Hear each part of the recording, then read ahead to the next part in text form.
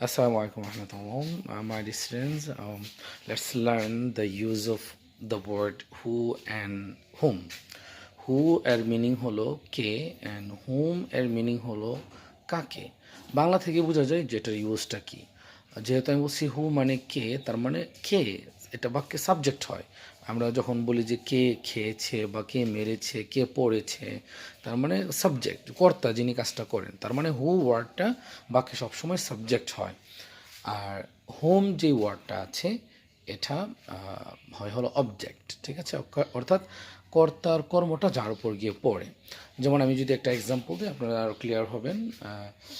দেখেন, ওকে, আমি দরজায় নক করছি, তাহলে ভিতর থেকে কেউ একজন কিন্তু আমাকে বলতে পারে হু is knocking at the door, who is knocking at the ডোর, দরজায় কে নক করছে। তার মানে হু ওয়ার্ডটা এখানে সাবজেক্ট হচ্ছে। আবার আবার এরকম একটা সেন্টেন্স হোম দিয়ে যদি আমরা ব্যবহার করি, হোম দিয়ে কিন্তু আমরা বলতে পারি whom did you invite to the event, তুমি অনুষ্ঠানে কাকে আমন্ত্রণ জানিয়েছ। Hmm hmm did you invite to the event, তুমি অনুষ্ঠানে কাকে আমন্ত্রণ জানিয়েছ। তাহলে কাকে মানে আমার আমন্ত্রণ জানানোটা কার উপর পড়েছে, হোম, তার উপর। কাকে তুমি অনুষ্ঠানে আমন্ত্রণ জানিয়েছ, তার মানে হোম এটা বাক্যে কী হচ্ছে, অবজেক্ট হচ্ছে। তবে হ্যাঁ,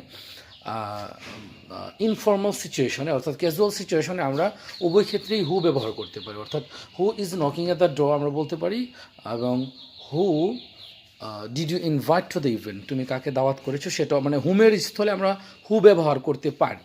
কিন্তু আমরা যদি ফর্মাল কোনো সিচুয়েশনে বা ফর্মাল কোনো সেটিংসে থাকি, অর্থাৎ অফিসে বা আমি একটা আনুষ্ঠানিক কোনো একটা প্রোগ্রামে আছি, সেক্ষেত্রে আমি অবশ্যই হুম বলতে হবে। Whom did you invite to the event, তুমি কাকে অনুষ্ঠানে আমন্ত্রণ জানিয়েছ।